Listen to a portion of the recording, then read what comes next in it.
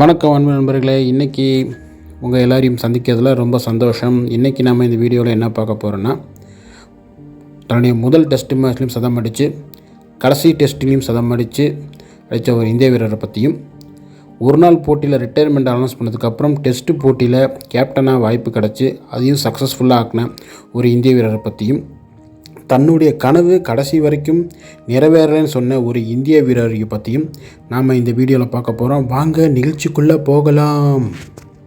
இந்த வீடியோவில் பார்க்க போகிற முதல் கிரிக்கெட் வீரர் முகமது அசாருதீன்.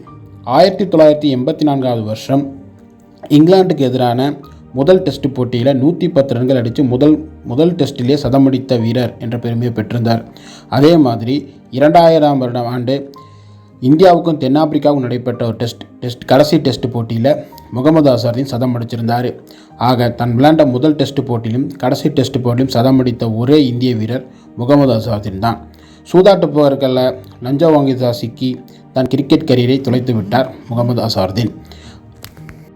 அடுத்து நம்ம பார்க்க போகிற கிரிக்கெட் வீரர் யாருன்னு கேட்டிங்கன்னா, மாயாஜால சுழற்பந்து வீச்சாளரும் முன்னாள் கேப்டனான அனில் கும்ளே அவர்களை பற்றி தான் பார்க்க போகிறோம்.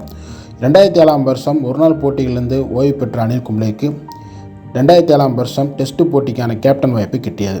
2007 வருஷம் T20 உலகக்கோப்பையை ஜெயித்த இந்திய அணி, தோனி தலைமையான இந்திய அணி வெற்றி பெற்றிருந்தது.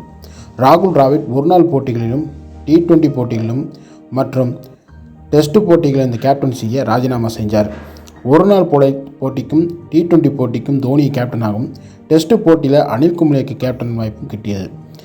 1.5 ஆண்டுகள் இந்திய அணிக்கு கேப்டனாக விளையாடிய அனில் கும்ளே ஒரு சக்ஸஸ்ஃபுல் கேப்டனாகவே இருந்தார். பின்னர் 2008 ஆண்டு டெஸ்ட் போட்டிகளிலிருந்து ஓய்வு அறிவித்து வெளியேறினார். அனில் கும்ளே இந்திய அணிக்கு பல்வேறு சாதனைகள் செய்திருந்த போதிலும் ஒரு நாள் போட்டிகளில் ஒரே ஒரு போட்டியில் மட்டும் கேப்டனாக விளையாடியிருந்தார். டெஸ்ட் போட்டிகளில் மிகச் சிறப்பாக செயல்பட்ட அனில் கும்ளே இந்திய அணி சக்ஸஸ்ஃபுல் கேப்டனாகவே வெளியேறியிருந்தார். தன்னுடைய ஆசை கனவாக போச்சுன்னு சொன்ன அந்த கிரிக்கெட் வீரர் யார் தெரியுங்களா? நம்ம ரவிச்சந்திரன் அஸ்வின் தாங்க. அவர் என்ன சொன்னார்னா, பாகிஸ்தானுக்கு எதிராக டெஸ்ட் மேட்ச் விளையாடணும் நான் ரொம்ப ஆசைப்பட்டதாகவும், கடைசி வரைக்கும் அது நிறைவேறலை, அது கனவாகவே மாறிடுச்சுன்னு சொல்லியிருந்தார். பாகிஸ்தானுக்கு எதிரான டெஸ்ட் போட்டி 2007 ஆண்டு இந்தியா விளையாண்டாங்க. அதுக்கப்புறம் இந்தியாவுக்கும் பாகிஸ்தானுக்கும் எந்த ஒரு டெஸ்ட் போட்டிகளும் நடைபெறலை. அதுக்கான காரணம்ங்கிறது எல்லாருக்கும் தெரியும். இரு நாட்டுகளுக்குள்ள அரசியல் பிரச்சனைகள், தீவிரவாத அச்சுறுத்தல், இப்படின்னு சொல்லிக்கிட்டே போகலாம்.